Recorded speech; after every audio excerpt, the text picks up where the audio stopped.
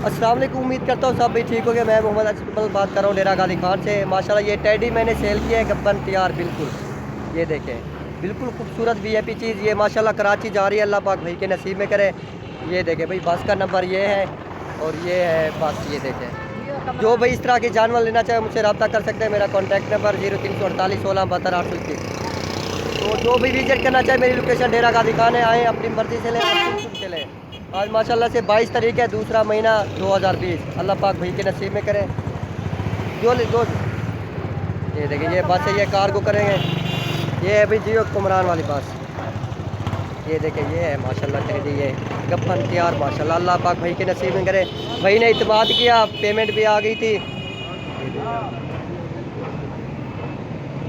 जिस भाई को जितने भी जानवर चाहिए वो मिल जाएंगे माशाल्लाह। हमारे गांव में हज़ारों की तादाद में जानवर हैं, बकरियां, बकरे हैं और मुनासिब रेट में मिलेगी।